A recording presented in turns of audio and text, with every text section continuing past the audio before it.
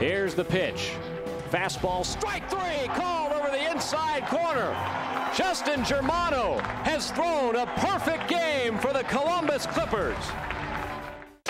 You're cleared for takeoff.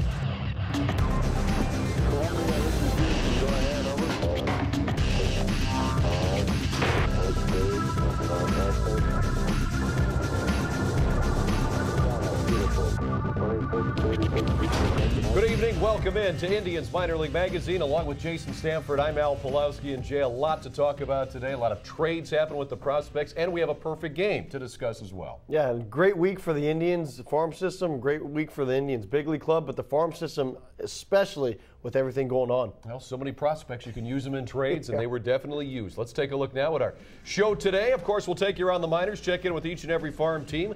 We'll also have Scrappers pitching coach Greg Hibbert. Later, Will Ewick will talk with Arrows reliever Adam Miller. We'll have this week's Diamond in the Rough, and we'll unveil the Indians Minor League Player of the Week.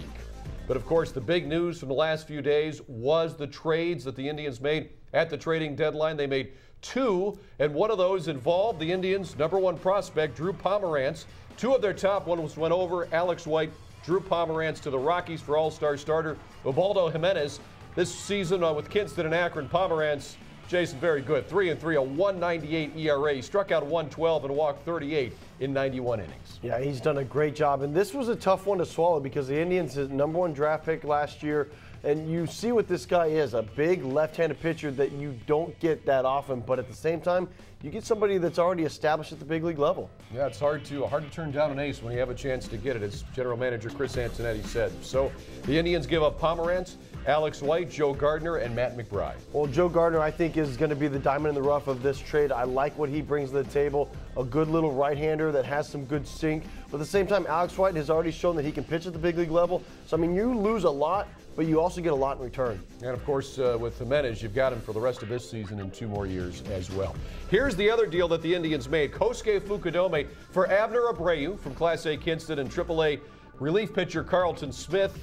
Both of these guys, I would say, fringe prospects. Abreu has a little bit more ceiling, though he was down at Class A. Carlton Smith did a nice job as organizational depth, but truth be told, the Indians had a lot of pitchers like Carlton Smith in the system. Yeah, that's very true. And you look at when you're able to get rid of an A-ball guy and a AAA guy to get a major league player like Fukudome, it makes a difference. You know, you have enough depth in this organization that you're allowed and able to get rid of guys like this. And yeah, you're going to miss these guys, but at the same time, you're building for the future and for right now at the big league level. And that's why the Indians were able to pull these trades off. All right, so that's a look at the prospects that went. Let's take a look now at a look around the farm system. We'll start in AAA Columbus, and Justin Germano, you saw at the outset, his perfect game that he threw, the first ever in Clippers history, and a 3-0 win over the Syracuse Chiefs last Tuesday. Germano finished the night with 7 strikeouts.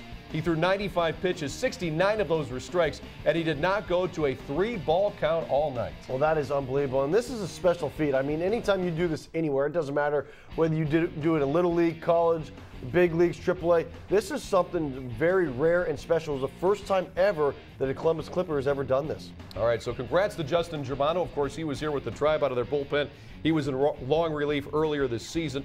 Other guys to keep an eye on, Jason Donald, he just got promoted. Congrats to Jason. He was tearing it up at AAA. And Jedmar Gomez continues to have a great season for the Clippers. Well, Jedmar Gomez is one of those guys, he's right on the cusp. He does a great job down at AAA, has shown that he can have very good control. But when he comes up here, he's a little bit overmatched. And so I think by him staying down there this year and finishing up the season down there, maybe getting a September call-up, you're going to see a seasoned pitcher in Jedmar Gomez. And congratulations, by the way, to Columbus manager Mike Sarbaugh. Won his 600th game on Saturday. Congrats, Sarby. All right, let's go to Akron now, where the AA Akron Arrows no longer have Drew Pomeranz, as he's going to be on his way to Colorado very soon. But now there's other guys to talk about, like Austin Adams. He's come around in his last 2 starts, both wins. 2-0 in that time, a 3.60 ERA. He has 5 strikeouts in 10 innings pitched. Well, not really an overpowering pitcher, just has decent stuff, can work it in and out, up and down. He used and relied on his changeup pretty good his last couple outings, and that's a big difference. When you have a young pitcher that is learning how to use his secondary stuff, that's a big tell sign that he's maturing. More to talk about pitching-wise in Akron, too. T.J. McFarland, that ERA below 4 now. He's 7-5 this year. And interesting guy to watch. We remember him from Lake County a couple of years ago. And Corey Burns, the closer who no matter what level he's at, he goes out there at the back end of ball games and just gets the job done. Yeah, Corey's had a very nice season so far this year. Look for him to continue that trend as, you know, he's going to move up at some point either this year or next year at the AAA level. And that's going to be the tail sign for him because he's got good stuff to be at the back end of the bullpen. But at the same time, you have Chris Perez, you know, up there, Vinny Pastano. But this guy could really fill in nicely, maybe that 6th or 7th inning for the Indians. Yeah, we'll have to wait and see. But Corey Burns on a good track right now for the Indians organization. All right, let's go to Class A. We'll go to Kinston, where there's been a promotion from Lake County to Kinston, and that's Jesus Aguiar. That's one thing, Jason, these trades do. They give a chance for some guys at lower levels to get bumped up. Aguiar is one of them. Solid season at Lake County, hitting .287 with 19 home runs and 70 runs batted in. Also has 58 runs scored. Well, yeah, and I like this prospect. I mean, I guarantee that a lot of the other teams are asking for Aguiar because of his power numbers, his offensive, you know, threat. But at the same time, he's learning how to play defense. He's raw. He's getting better, and that's why you're seeing this guy move up. Another promotion came from Lake County to Class A Kinston. That's Mike Rail, the lefty. You see his numbers down in Lake County. Very good, a below 3 ERA. And Tyler Cannon, very good numbers in his last 10 games for the K-Tribers. Yeah, Tyler's had a very good last 10 days. But you look at Mike Rail, you know, 87 innings, 88 strikeouts, and only a very few amount of walks. This guy is becoming a very good left-handed pitcher for the Indians. Whether he's a starter, whether he's a reliever, you're going to see a lot out of this kid as he continues to move up through the system. Yeah, another very interesting guy to keep an eye on. All right, let's stay in Class A and now go over to Lake County, where we've got some news on a couple of other guys that really should be keeping an eye on. Ronnie Rodriguez is a big one. He's adjusting to Midwest League pitching. He came over from the Arizona Summer League. He has a hit in 6 of his last 7 games, a .391 average, has a home run already, and has scored 6 runs in that span. And from some of the things you read about this guy, defensively, some say he's major league ready right now, defensively. Well, that's very impressive. But you look at another middle infielder. The Indians have a ton of depth right now in middle infield. It's nice to see guys step in. You know, he goes from the Arizona Rookie League all the way up to Lake County. That's a very good jump. When you know that you're doing those kind of jumps, you're ready for something. Yeah, definitely a guy to keep an eye on. We're telling you, first time we've talked about him here on the show, but keep an eye on Ronnie Rodriguez.